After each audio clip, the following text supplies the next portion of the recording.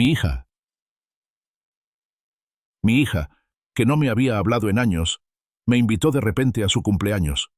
Una extraña coincidencia, considerando que acababa de correrse la noticia de mi reciente victoria en la lotería. Sentí el dolor de las traiciones pasadas, pero sonreí. Puede que crea que conoce mi juego, pero no tiene ni idea de que estoy a punto de jugar el mío. Los invito a seguir esta historia, darle a me gusta, compartirla y decirme desde dónde la escuchan. El frío otoñal de Chicago se había instalado en lo más profundo de mis huesos, una manifestación física del vacío que había residido en mi alma durante el último año desde que Eleanor me dejó. Mi apartamento, antes lleno de su risa y el aroma de su té de jazmín, ahora resonaba con un silencio casi ensordecedor. Me senté en mi sillón favorito, un cuero desgastado, testimonio de incontables tardes pasadas en silenciosa compañía, contemplando la silenciosa ciudad. El sol, un orbe pálido e indiferente, luchaba por atravesar el cielo nublado, igual que mi propio espíritu luchaba por encontrar un rayo de luz en el gris infinito de mi dolor. De repente, una leve vibración rompió el silencio opresivo.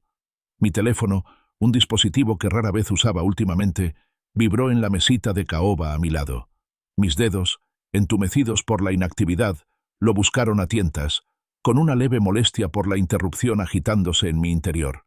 Pero la molestia se transformó rápidamente en una conmoción tan profunda que me dejó sin aliento. En la pantalla brillaba un nombre desconocido, pero estaba grabado a fuego en lo más profundo de mi ser. Clara. 2 años, 3 meses y 16 días. No es que estuviera contando, claro. Mi corazón, un músculo cansado, se aceleró y luego me golpeó las costillas con una intensidad que no había sentido en siglos. Mi hija. Dwabdeikha, mi única hija. El mensaje fue breve, casi superficial. Papá, es mi cumpleaños mañana, 26 de octubre. Julián y yo vamos a tener una pequeña reunión. Me encantaría que estuvieras allí. Te quiero, Clara. Te quiero, Clara. Las palabras, crudas e inesperadas, parecían el susurro de un fantasma, resonando desde un pasado que parecía imposiblemente lejano. ¿Cuántas veces las había oído, visto escritas con garabatos infantiles en tarjetas caseras, pronunciadas con la sinceridad de una joven? El recuerdo, nítido y frío como la cuchilla de un invierno, atravesó la frágil esperanza que el mensaje de Clara había encendido. Había sido una discusión, una explosión de años de resentimientos no expresados y malas interpretaciones que nos había separado. Eleanor se había ido, apenas llevaba un mes enterrada, cuando Clara desató su furia. «¡La usaste, padre!». La voz de Clara, áspera y acusadora, aún resonaba en mis oídos. Estábamos en mi estudio, rodeados por los restos de la vida de Eleanor, y Clara señaló con un dedo tembloroso el grueso expediente del seguro de vida de su madre. «Siempre antepones tu trabajo, incluso a la salud de mamá, incluso a su dignidad. Este dinero es lo único que te ha importado, ¿verdad?». No esperó mi respuesta. Sus ojos brillaban con una convicción que me excluyó por completo. Salió hecha una furia, seguida de Julián, con una mirada de impotencia y de disculpa. Esa fue la última vez que los vi o supe de ellos.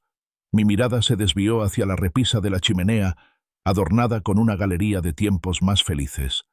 Eleanor, con su sonrisa radiante, sostenía a una Clara mucho más joven, con los dientes separados, testimonio de un pasado más sencillo y tranquilo. Otra, más reciente, capturaba la radiante sonrisa de Clara el día de su boda, del brazo de Julián, con el rostro radiante de futuro prometedor. Recordé una época en la que esas sonrisas también eran para mí, cuando mi presencia traía consuelo y alegría, no resentimiento ni dolor. Mañana, 26 de octubre, su 32 cumpleaños, casi 2 años después de nuestro distanciamiento. Un nudo se me hizo en el estómago. ¿Por qué ahora? ¿Por qué romper el silencio después de tanto tiempo? Una voz cínica, una que había llegado a reconocer como mi fiel compañera en los últimos años, susurró: «¿Qué quiere, Elías?». Sin embargo, otra parte de mí, un pequeño y persistente destello del viejo que solía ser, se atrevió a albergar esperanzas. Quizás realmente me extrañaba. Quizás el tiempo, el gran sanador, había suavizado los bordes de su ira, al igual que había comenzado lenta y dolorosamente a mitigar la agonía más aguda de mi dolor. Me levanté del sillón, con movimientos rígidos, y caminé hacia la pared donde una colección de primeras ediciones raras se alzaba orgullosa. Al buscar detrás del estante, mis dedos encontraron el acero frío y reconfortante de la caja fuerte oculta. Con una combinación familiar, la pesada puerta se abrió con un clic. Dentro, entre documentos importantes y algunos recuerdos preciados, yacía un billete de lotería blanco y sin pulir. Un ganador. $2 millones. Lo había ganado hacía 3 meses. Un golpe de suerte increíble que casi me pareció cruel por su momento, llegando cuando ya no tenía con quién compartirlo. No había planeado que se hiciera público. Prefería mi soledad, mi dolor silencioso. Pero la señora Albright, mi vecina del 3B, bien intencionada pero notoriamente chismosa, lo había intuido. Quizás fue el coche nuevo que compré, o las sutiles pero definitivas mejoras que hice en el jardín compartido del edificio, una pequeña forma de contribuir sin llamar demasiado la atención. En fin, en cuestión de semanas, la noticia se había extendido por el edificio, como un reguero de pólvora de susurros y miradas especulativas. Elias Thorne, el hombre tranquilo y recién enviudado, era ahora un Elias Thorne adinerado. 3 meses. 3 meses desde que mi vida cambió para siempre. Y exactamente 3 meses desde que comenzaron a circular los primeros rumores de mi buena fortuna. Y ahora, la invitación de Clara. El momento parecía menos casualidad y más una secuencia de eventos cuidadosamente orquestada. Sabía que Clara y Julián habían enfrentado su cuota de turbulencia financiera. Había rumores, confirmados por sutiles insinuaciones de conocidos en común, con los que aún me encontraba, de que los negocios de Julián no prosperaban, de deudas crecientes que ensombrecían sus vidas. Clara, a pesar de su férrea independencia, siempre había sido extremadamente orgullosa, reticente a aceptar ayuda, especialmente de mí, después de nuestra catastrófica pelea. La idea de que ella buscara ayuda, tragándose su orgullo, solo por el bien del dinero, era un trago amargo. Pero entonces, recordé otros momentos. Clara, una niña de ojos brillantes, que me traía chocolate caliente a altas horas de la noche cuando teletrabajaba, con su manita pegajosa de malvaviscos y los ojos abiertos de par en par con adoración. Clara, ya adulta, me tomaba de la mano después de la primera cirugía mayor de Eleanor, con su fuerza como un tranquilo consuelo. ¿Podría todo eso olvidarse, eclipsado por el dinero? Quizás era un tonto, un anciano solitario desesperado por el pasado, pero la idea de reconectar genuinamente con mi hija, de volver a escuchar su risa sin el aguijón de la acusación, era un poderoso canto de sirena. La posibilidad, por remota que fuera, de sanar nuestro vínculo roto, era una esperanza que no podía extinguir, por mucho que la sospecha me corroyera. Decidí, en ese momento, alejar las dudas, responder a la llamada, creer, aunque solo fuera por un instante fugaz, que su invitación era sincera.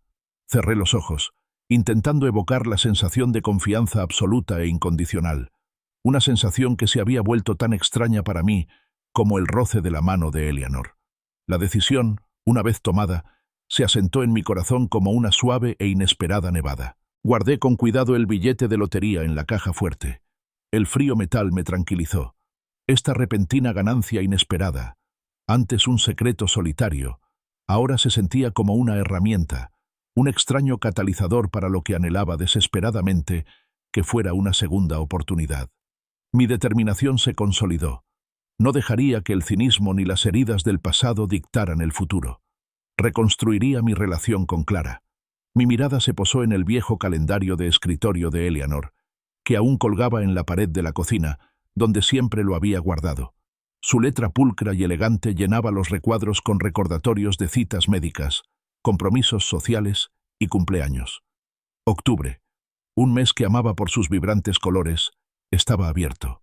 Su caligrafía habitual marcaba el 26 con un delicado círculo, un aniversario quizás. Cogí un rotulador rojo olvidado de un cajón, con la tapa perdida hacía tiempo, y con una mano sorprendentemente firme, rodeé la fecha con un círculo, añadiendo el nombre de Clara al lado. Fue un acto sencillo, pero se sintió monumental, una promesa silenciosa grabada en el papel. Mi oficina en casa, normalmente un santuario de reflexión silenciosa o un mausoleo de recuerdos, se convirtió en un centro de control de misiones. Me senté en mi gran escritorio de caoba, sacando un bloc de notas nuevo. Sus páginas blancas y nítidas contrastaban con el polvo que se había acumulado a mi alrededor. Un bolígrafo, pesado y familiar en mi mano, flotaba sobre el papel. La primera tarea, un regalo para Clara. Entonces me di cuenta. Un dolor sordo en el pecho. ¿Qué le gustaba a Clara en estos días? ¿Cuáles eran sus pasiones, sus sueños, sus caprichos actuales? 2 años eran un abismo, ancho y profundo. Sabía tan poco sobre la mujer en la que se había convertido mi hija. Mi mente se desvió hacia el pasado, escudriñando las capas del tiempo, buscando pistas en la joven Clara. Recordé sus pequeñas manos, apenas lo suficientemente grandes como para abarcar una octava en el viejo piano vertical de la sala. Las horas que pasaba allí, con las escalas en una marcha incesante, seguidas por las delicadas e intrincadas melodías de sus piezas favoritas. Su ceño se fruncía en concentración. Un mechón suelto de cabello oscuro le caía sobre el rostro mientras se inclinaba sobre las teclas, absorta en la música. Casi podía oír los tenues y resonantes acordes de un nocturno de Chopin. Amaba la belleza, la elegancia y todo aquello que resonara con un significado más profundo. Entonces surgió otra imagen, más clara y cálida. Clara, una niña de unos 10 años, entrando de puntillas en el vestidor de Eleanor.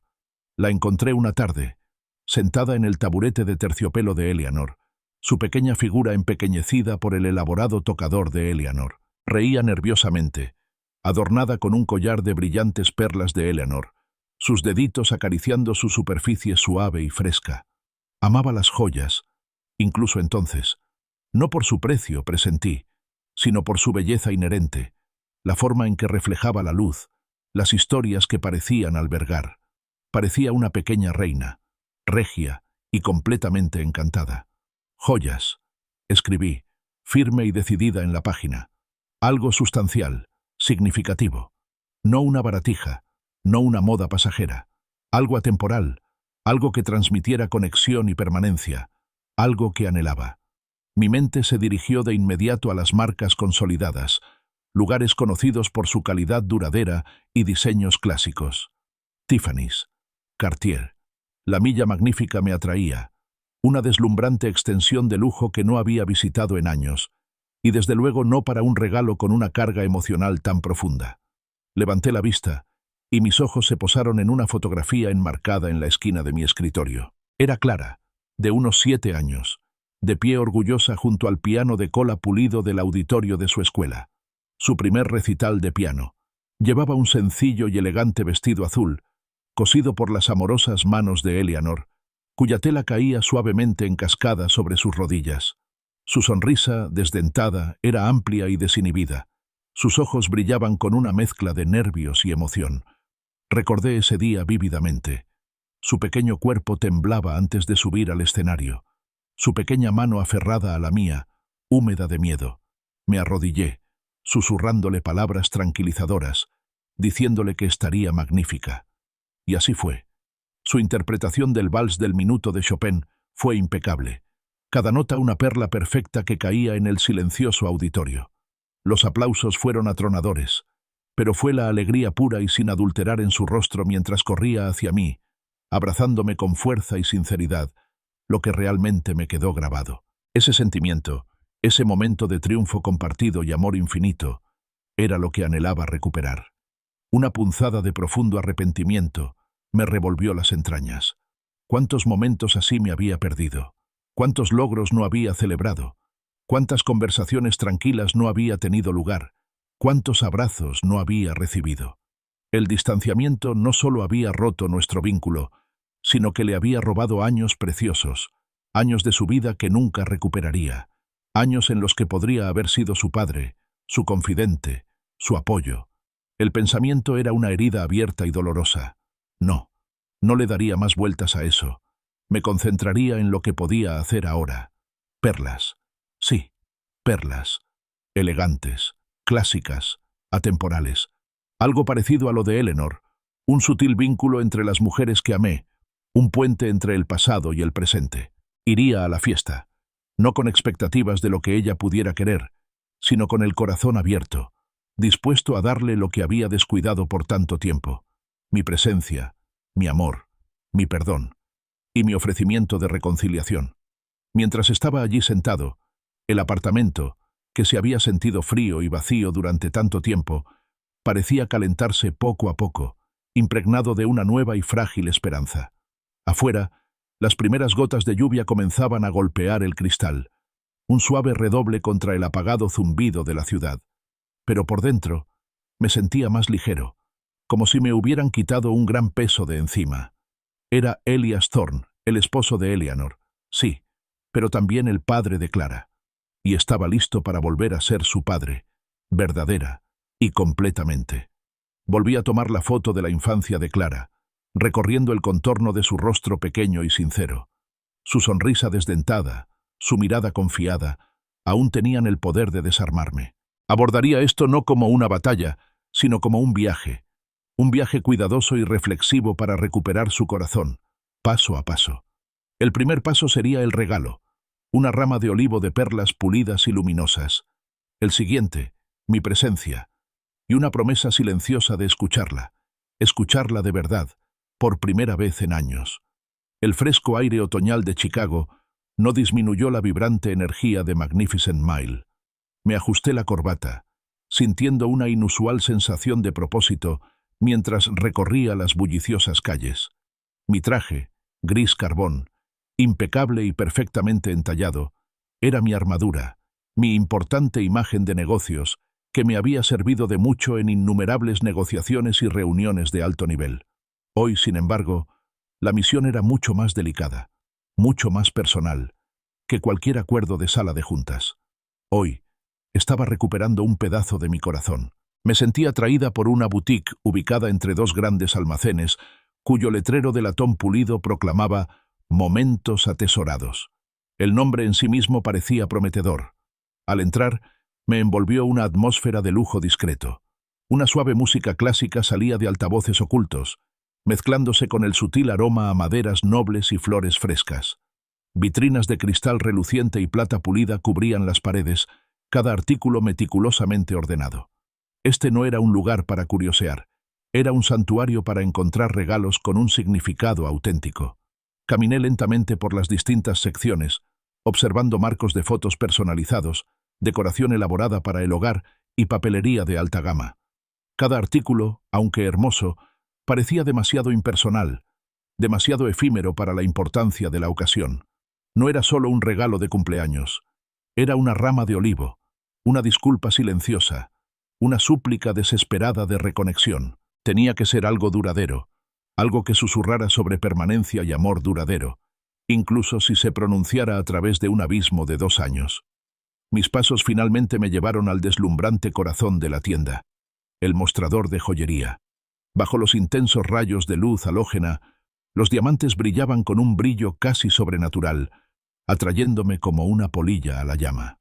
Las esmeraldas brillaban intensamente, los rubíes latían con fuego, y los zafiros relucían con el color del océano más profundo. Pero fueron los diamantes, con su pureza atemporal, los que cautivaron mi mirada. Una vendedora, una mujer de gracia impecable y porte profesional, apareció a mi lado. Su sonrisa era cálida pero discreta, su mirada inteligente y perspicaz. «Buenas tardes, señor», dijo con voz suave y melodiosa. «¿Puedo ayudarle a encontrar algo especial?» Me volví hacia ella, y me resultó sorprendentemente fácil hablar. «Sí, gracias. Busco un regalo para mi hija. Mañana cumple 30 años. 8». Hice una pausa y continué, optando por la honestidad. Llevamos un par de años distanciados, y este es un intento de acortar distancias, de mostrarle cuánto me importa, cuánto la extraño. Su expresión se suavizó, con un destello de comprensión en sus ojos. «Entonces, una ocasión muy significativa», respondió con tono amable. «Parece que necesitas algo realmente especial, algo que te salga del corazón». Asentí, recordando a la joven Clara, riendo en el taburete de Eleanor, adornada con perlas.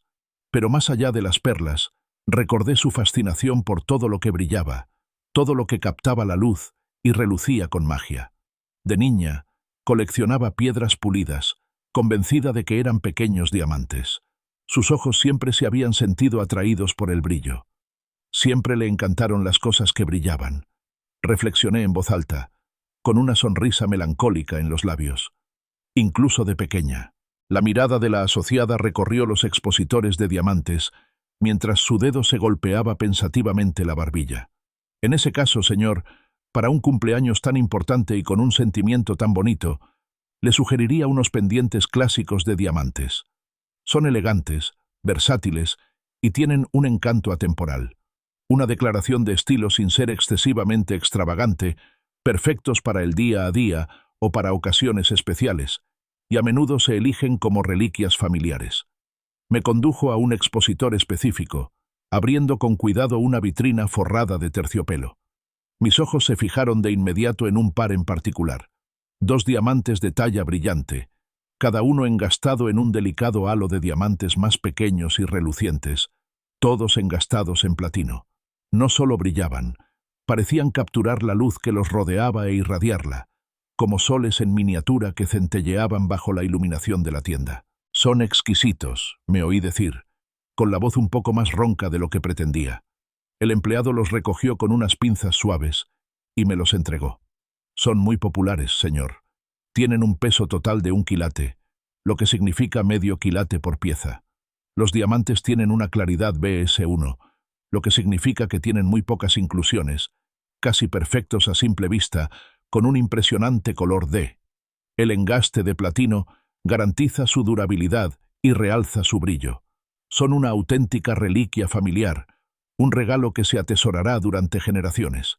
Reliquias. La palabra resonó profundamente en mi mente. No era solo un regalo para hoy, era una muestra de amor eterno, una conexión a través del tiempo, quizás incluso un legado. Me imaginé a Clara usándolas, con un brillo sutil en las orejas, un recordatorio constante de este momento, de mi amor. La imagen de su rostro, suavizado, quizás incluso sonriendo, se apoderó de mi mente. El precio, cuando lo mencionó, $3.500, me pareció completamente insignificante. Una nimiedad comparado con el inmenso valor de lo que intentaba recuperar. «Me los llevo», dije con palabras firmes y sin vacilación. Sonrió, irradiando una calidez genuina. «Excelente elección, señor.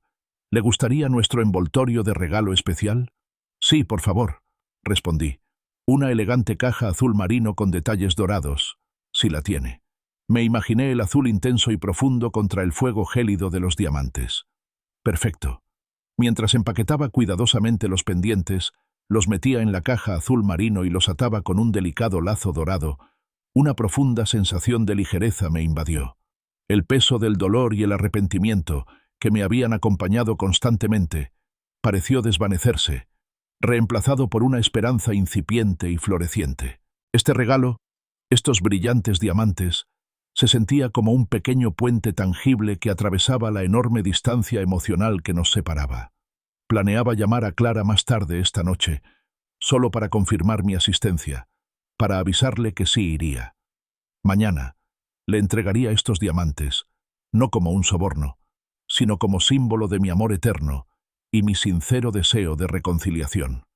Al acercarme a la caja registradora, con la elegante caja azul marino en la mano, sentí una profunda y silenciosa satisfacción. Era más que una simple compra.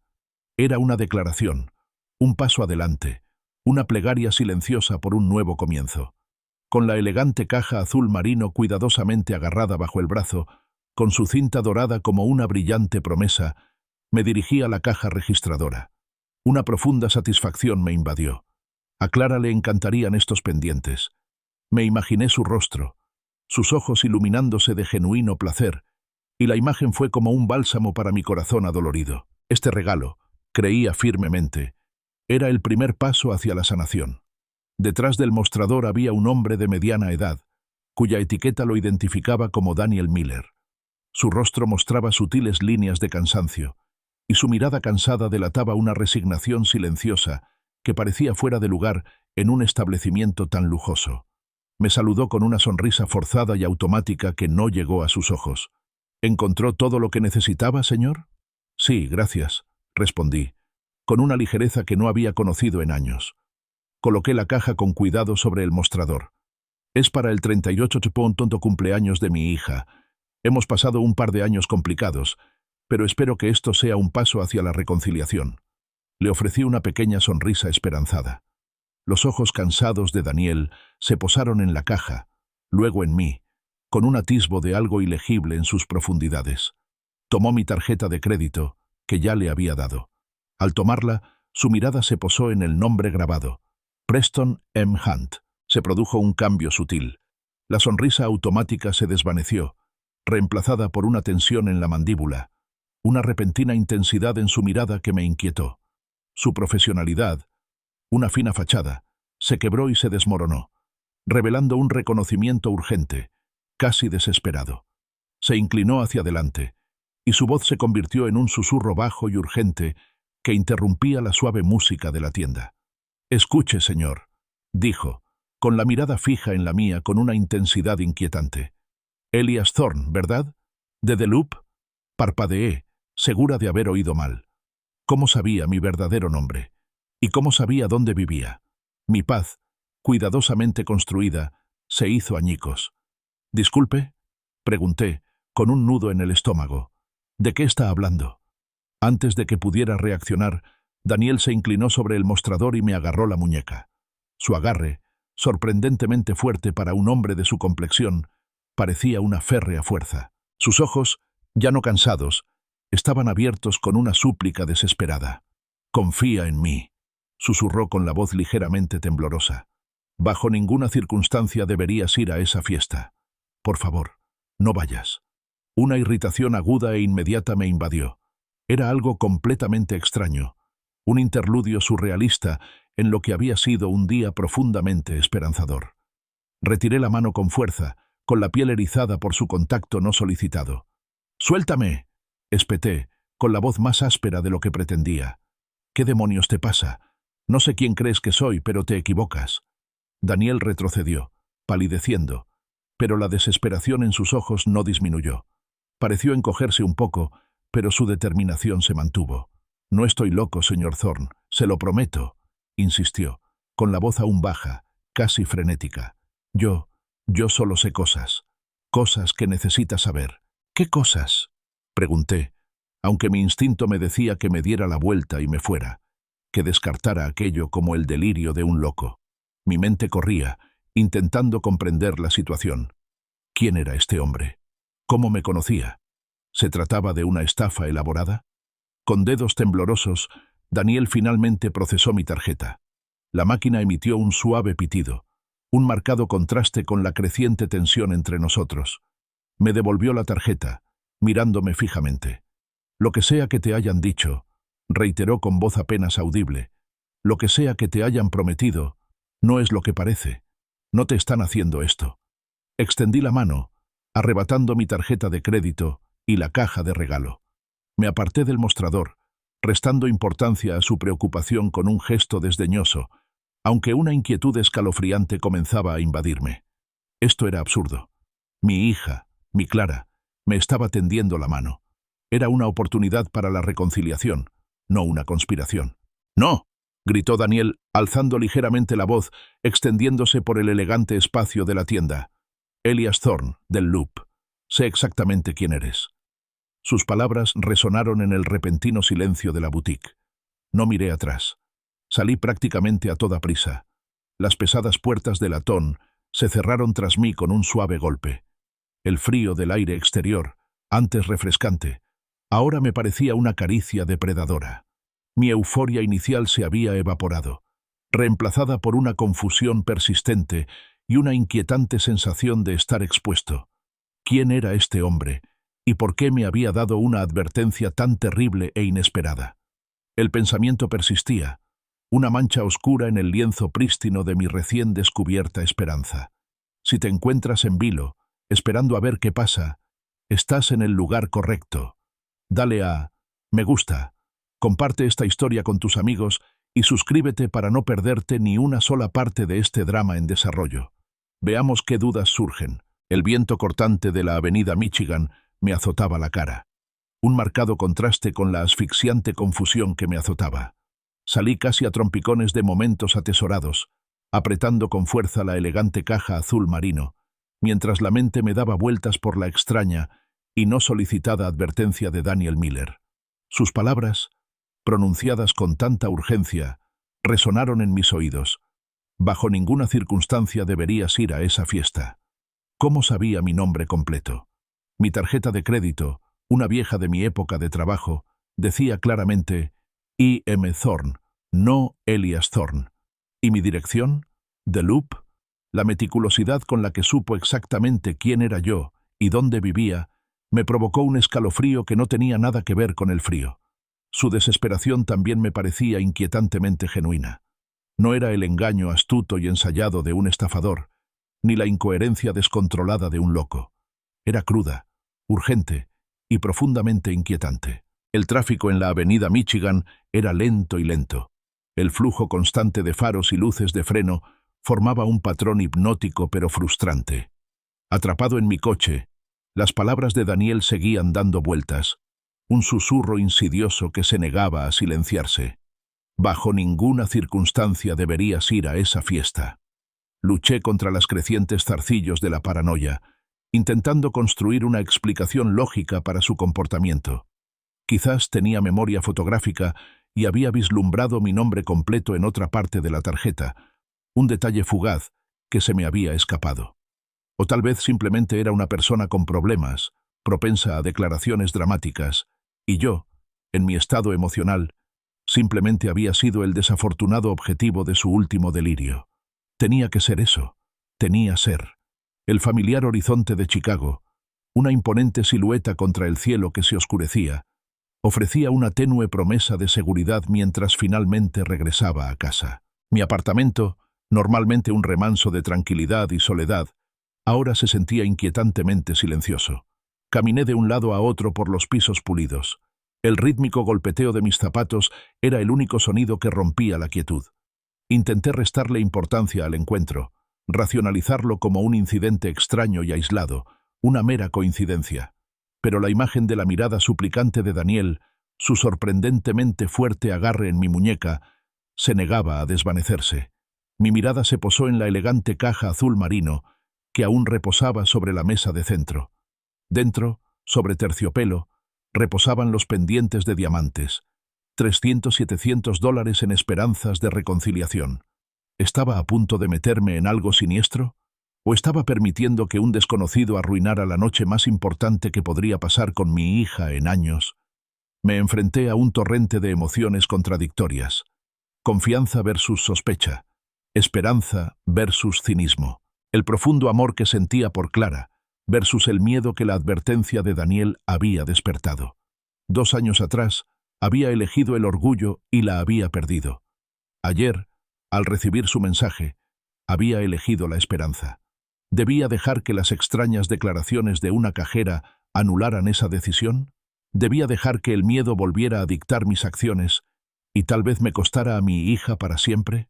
No, no lo haría. Había tomado una decisión y me mantendría firme en ella. Daniel Miller era una persona problemática, un hombre al que nunca volvería a ver. Sus palabras, por inquietantes que fueran, eran irrelevantes. No permitiría que ensombrecieran el cumpleaños de Clara, nuestra oportunidad de reconectar. Se trataba de mi hija, de recuperar nuestro vínculo. No dejaría que el miedo ni la paranoia me vencieran. Me enderecé, con una renovada determinación endureciendo mi mirada. Me dirigí a mi dormitorio. Las puertas del armario se abrieron silenciosamente. Elegí con cuidado mi mejor traje oscuro, un gris marengo que complementaba mi cabello plateado y una corbata de seda, con un sutil brillo plateado entretejido en su tela oscura. Cada detalle fue elegido con esmero. No solo asistiría como su padre, actuaría como su padre, sereno, cariñoso y firme. Pronto volví a estar al volante, con las luces de la ciudad difuminándose mientras me dirigía al norte, hacia Evanston. Música clásica, un familiar nocturno de Chopin, se filtraba por los altavoces. Su melancólica belleza, antes un consuelo, ahora un suave contrapunto a la tranquila determinación de mi corazón. Imaginé la noche que me esperaba. una conversación adulta con Clara, tal vez la oportunidad de conocer por fin a mis nietos como es debido, de superar los años de silencio con risas compartidas y una comprensión serena. Esta era la esperanza a la que me aferraba, el futuro que anhelaba. A medida que conducía, las calles arboladas de Evanston se desplegaban ante mí, bañadas por la suave luz de las farolas. Elegantes casas, con sus ventanas cálidamente iluminadas, se asomaban tras setos bien cuidados. El barrio irradiaba un encanto tranquilo y acogedor, un marcado contraste con la energía caótica de la ciudad. Parecía el escenario perfecto para una reunión familiar, un telón de fondo tranquilo para lo que rezaba por una hermosa reconciliación. La extraña advertencia de Daniel Miller, aunque no del todo olvidada, quedó relegada a un segundo plano, un eco lejano y desvanecido contra la creciente ola de mi esperanzada anticipación. El GPS sonó, anunciando mi llegada. Aparqué el coche junto a la acera de la impresionante casa de estilo neocolonial de Clara y Julian en Oak Street, Evanston. La casa, pintada de un majestuoso blanco roto con persianas verde oscuro, brillaba cálidamente contra el crepúsculo inminente. Las luces se derramaban por sus numerosas ventanas, y podía oír el tenue murmullo de las conversaciones y las suaves notas de la música de fiesta. Un armonioso murmullo de celebración. Parecía, a todas luces, una fiesta de cumpleaños normal, llena de gente normal. Mientras permanecía allí sentado un momento, observando, llegaron otros invitados, estacionaron sus autos y caminaron hacia la acogedora luz de la entrada. Llevaban regalos elegantemente envueltos, con el rostro iluminado por la anticipación. No había nada fuera de lugar, nada que indicara la extraña advertencia que había recibido apenas unas horas antes. La mundana normalidad del ambiente ayudó a disipar aún más la persistente inquietud que las palabras de Daniel Miller habían infundido. Respiré hondo. Me alisé la corbata una vez más y me miré en el retrovisor. Mi cabello plateado estaba pulcramente peinado, mi traje impecable. Tomé la bolsa de regalo del asiento del copiloto, dentro de la cual se guardaban los pendientes de diamantes. Ahora la sentía más pesada, no por su valor monetario, sino por el inmenso peso de mi compromiso, mi esperanza. Al acercarme a la puerta principal, vislumbré a Clara a través de uno de los grandes ventanales. Se movía con soltura entre sus invitados, con una copa de champán en la mano. Su risa, un sonido brillante y nítido que se oía incluso a través del cristal. Llevaba el pelo recogido en un elegante recogido que enmarcaba sus delicados rasgos, un estilo que me recordó mucho a Eleanor de joven. Verla, tan vibrante y alegre, me encogió el corazón con una poderosa mezcla de anticipación y una renovada y profunda esperanza de un nuevo comienzo. Todas mis dudas, todas las advertencias de la cajera, parecían lejanas, casi ridículas. Antes de que pudiera tocar el timbre, la puerta se abrió de golpe. Clara estaba allí, con los ojos abiertos de alegría al verme. «Papá», exclamó, con una calidez que no había oído en años. Dio un paso adelante, extendiendo la mano hacia mí, y en un instante me envolvió en un abrazo familiar y reconfortante. Fue fuerte, genuino, y duró más de lo que esperaba. «Feliz cumpleaños, querida. Estás preciosa», dije con la voz cargada de emoción, admirando sinceramente su elegante aspecto. El vestido azul que llevaba, de un sofisticado tono zafiro, le sentaba de maravilla. Se apartó, con los ojos brillantes. «Gracias por venir, papá», dijo en voz baja, tomando mi abrigo y colgándolo en el armario del pasillo. «Significa mucho para mí. Espero de verdad que podamos empezar a avanzar». «Yo también, Clara. Yo también», respondí, con una promesa silenciosa. El interior de su casa era tan acogedor como su exterior, decorada con buen gusto con muebles color crema, iluminación tenue y flores frescas que adornaban cada superficie, irradiaba una atmósfera de refinada comodidad. Sonaba una suave música de jazz, un sofisticado telón de fondo para la relajada conversación que fluía a nuestro alrededor. Entonces apareció Julián, saliendo de la sala con una sonrisa de bienvenida. «Elías, me alegra que hayas venido», dijo, extendiendo la mano. Su apretón fue firme, su mirada directa y amable. «Clara estaba deseando que estuvieras aquí». Antes de que pudiera responder del todo, 2 diminutos borrones se lanzaron contra mis piernas. «¡Abuelo!», gritó un coro de voces jóvenes. Finn, un niño robusto de unos 6 años, y Lily, una niña un poco mayor con el pelo largo y trenzado, me miraban con ojos muy abiertos y expectantes. Mis nietos. Me arrodillé con un nudo en la garganta. Este era el momento que tanto anhelaba, la conexión que me habían negado. Su entusiasmo desenfrenado era abrumador, una alegría pura y sin adulterar que disipó los últimos vestigios de mi aprensión. Finn, rebosante de emoción, levantó con orgullo un dibujo arrugado a crayón. «Mira, abuelo, es tu casa junto al agua», anunció, señalando una casa toscamente dibujada con líneas azules onduladas debajo. Mi casa del lago. Hacía siglos que no iba allí, y mucho menos desde que falleció Eleanor.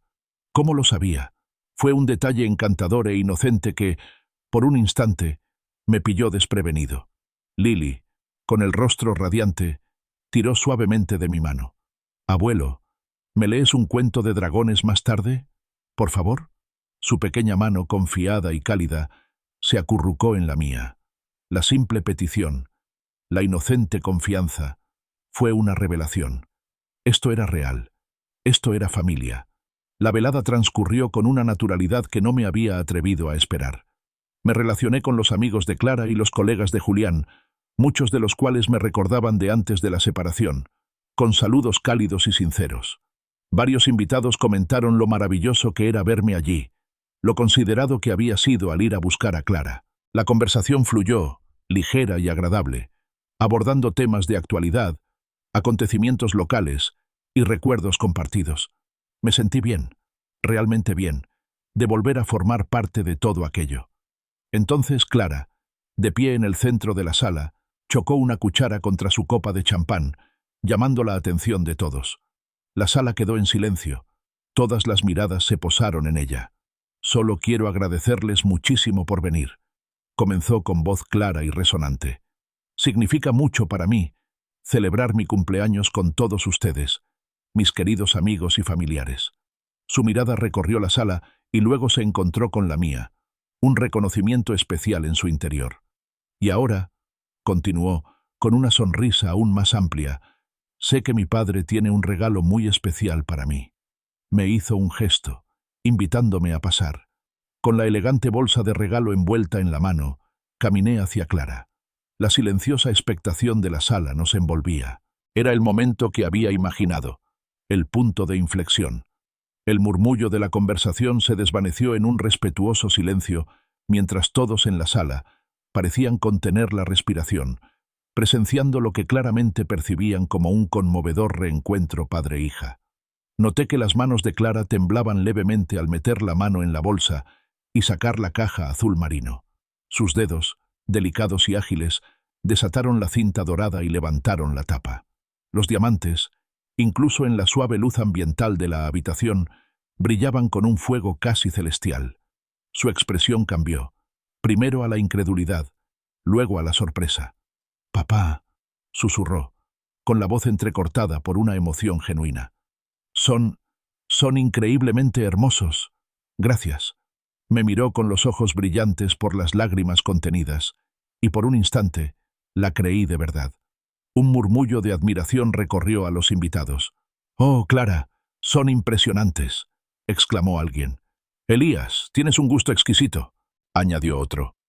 Los elogios por mi consideración y por la belleza del regalo no paraban de fluir, y cada palabra reforzaba mi convicción de que había acertado. Mi decisión de ignorar la advertencia de Daniel parecía ahora totalmente justificada. Clara, radiante, no perdió tiempo. Se desabrochó sus sencillos pendientes de perlas y, con naturalidad, los sustituyó por los deslumbrantes pendientes de diamantes. Estos reflejaban la luz, brillando con intensidad sobre su cabello oscuro, haciéndola lucir radiante, exitosa y genuinamente feliz. Al verla, adornada con mi regalo, sonriendo radiantemente, una profunda oleada de satisfacción me invadió. Esto era lo que tanto había anhelado, esta reconexión. Horas después, la fiesta seguía en su apogeo. El vino, un excelente chardonnay, había corrido a raudales, y las risas fáciles y la conversación amena me habían hecho sentir más relajado y contento que en años. Me sentía más ligero, Los últimos vestigios de dolor y sospecha se habían disipado. La advertencia de Daniel Miller, antes una presencia escalofriante, era ahora un recuerdo lejano, casi paranoico, relegado al reino de la coincidencia absurda. Una sed repentina me alejó de una animada discusión sobre política local. Me disculpé y fui a la cocina a buscar un vaso de agua. La cocina, normalmente un lugar bullicioso, estuvo momentáneamente vacía, ofreciendo un breve respiro del alegre bullicio de la fiesta. Al tomar un vaso, un leve murmullo de voces masculinas se coló por las puertas abiertas de la terraza. Reconocí a Julian, con la voz ligeramente arrastrada por el alcohol, y al menos a otros dos hombres. Mi mano, que sostenía el vaso de agua, se congeló en el aire. El viejo ni siquiera sospecha. La voz de Julián cortó el aire, más clara ahora, más aguda, teñida de una alegría cruel que me heló las venas. 2 millones, chicos. Clara ya preparó los documentos del fondo familiar. El vaso de agua se me resbaló de los dedos, repentinamente entumecidos. Golpeó la encimera de granito con un crujido espantoso, rompiéndose en 1000 pedazos, reflejando la devastación absoluta que simultáneamente me desgarraba el corazón. «Firmará, ¿verdad?», preguntó otra voz, cargada de expectación. La risa de Julián, fría y completamente desprovista de calidez, fue el sonido más horroroso que jamás había oído. «Claro que firmará», dijo con desprecio. «Está tan contento con la reconciliación que firmará cualquier cosa.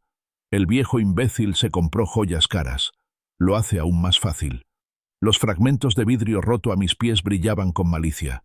Cada fragmento era un pequeño y doloroso reflejo de mi confianza completamente destrozada, de mi insensata esperanza.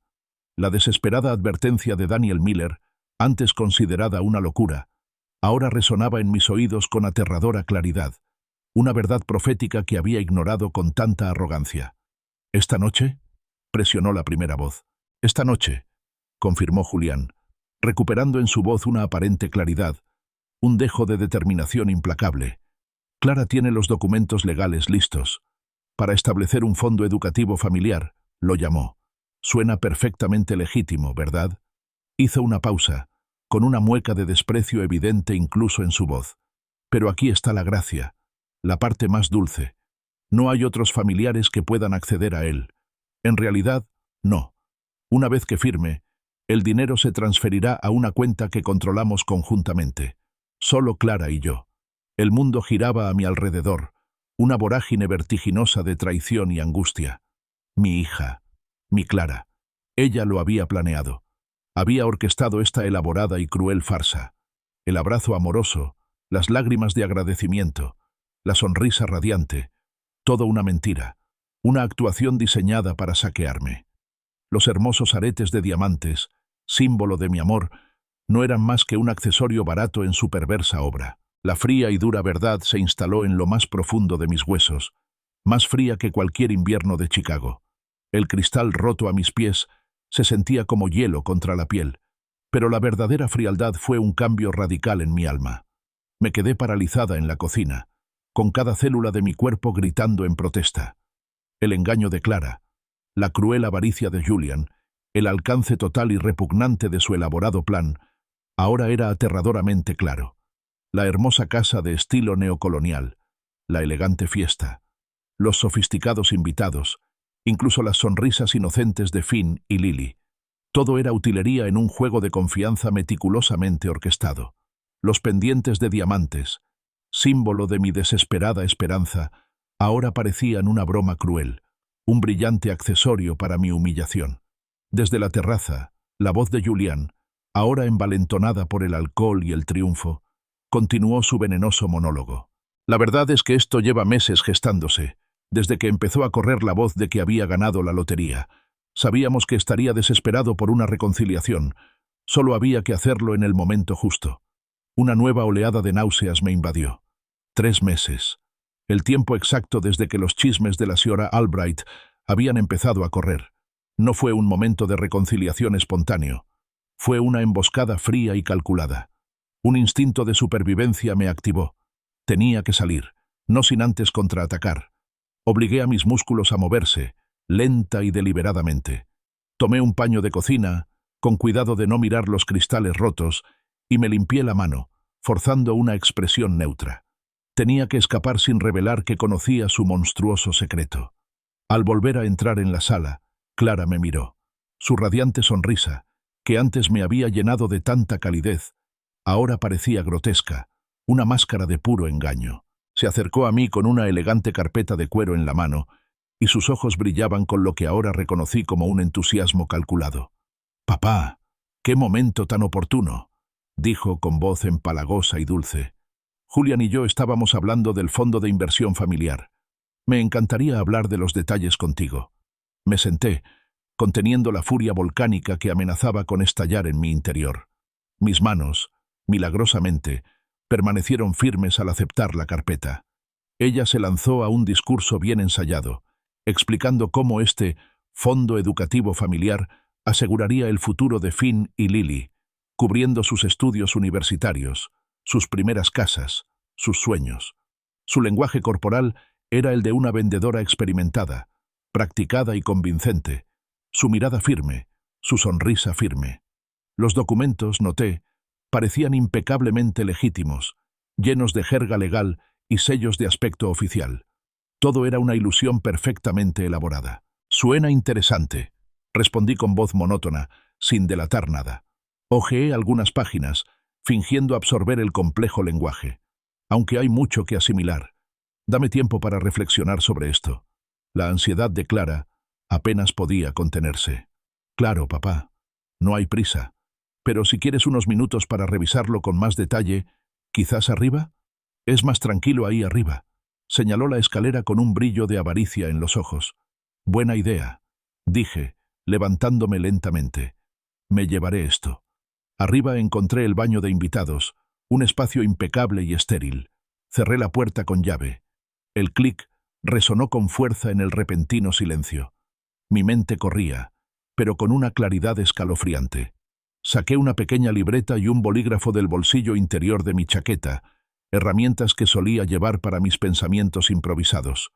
Mi mano, aunque temblaba ligeramente ahora, se movía con precisión sobre el papel. La nota final, concisa y absolutamente condenatoria, decía: «Clara, gracias por la maravillosa velada.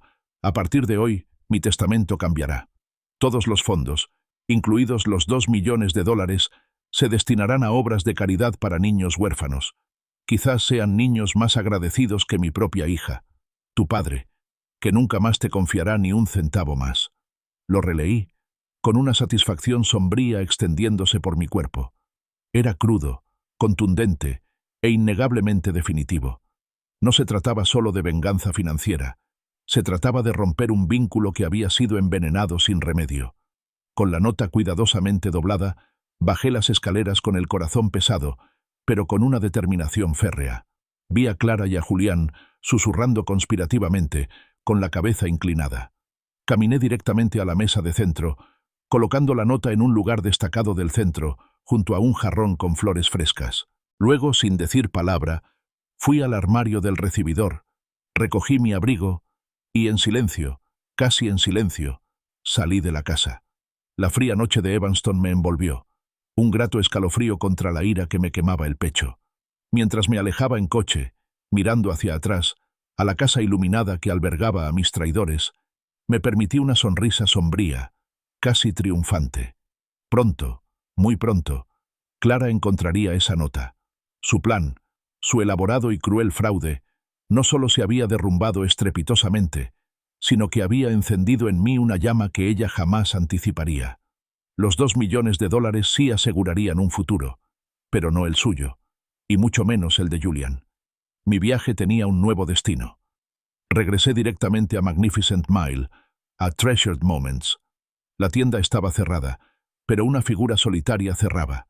Era Daniel Miller. «¡Daniel!», grité, sintiendo su nombre como un salvavidas. Se giró, sobresaltado, abriendo mucho los ojos cansados al reconocerme. «¿Señor Thorne?», preguntó con una mezcla de sorpresa y preocupación en su rostro. Me acerqué a él y le extendí la mano. «Gracias, Daniel. Gracias por intentar advertirme. Debí haberte escuchado». Hice una pausa y respiré hondo. «Tenías razón. Todo lo que dijiste. Planeaban llevárselo todo». La expresión de Daniel cambió. y una silenciosa comprensión se extendió entre nosotros. «Lo oí, señor», dijo en voz baja. «Julián, presumiendo con sus amigos la semana pasada sobre el ganador de la lotería, sobre cómo lo convenció, sobre un fondo familiar. Escuché lo suficiente para saber que no estaba bien. Lo miré, viéndolo de verdad por primera vez. No era un cajero cansado, sino un hombre de serena integridad. Bueno, pues ya no les van a dar nada», dije con una oscura satisfacción en la voz, mientras recordaba mi rápida venganza, la nota que había dejado en la mesa de centro. Una lenta sonrisa se dibujó en el rostro cansado de Daniel. «Bien por usted, señor Thorne», dijo con genuino respeto en su voz. «Elías», lo corregí. «Y, por favor, llámame Elías. Mañana por la mañana, después de que hayas descansado un poco, ¿te gustaría tomar un café conmigo? Hay mucho que hablar, creo. Y quizás un nuevo comienzo para ambos». Dudó un momento, luego asintió, y una calidez finalmente llegó a sus ojos cansados. «Me encantaría, Elías». Mientras caminaba de regreso a mi coche, dejando atrás la brillante fachada de momentos atesorados, supe que mi vida había cambiado para siempre. La traición había sido devastadora, pero también, a su cruel manera, había allanado el camino para un nuevo capítulo. Un capítulo donde la confianza se ganaría, no se daría a ciegas, y donde amistades inesperadas podrían surgir de los encuentros más inesperados.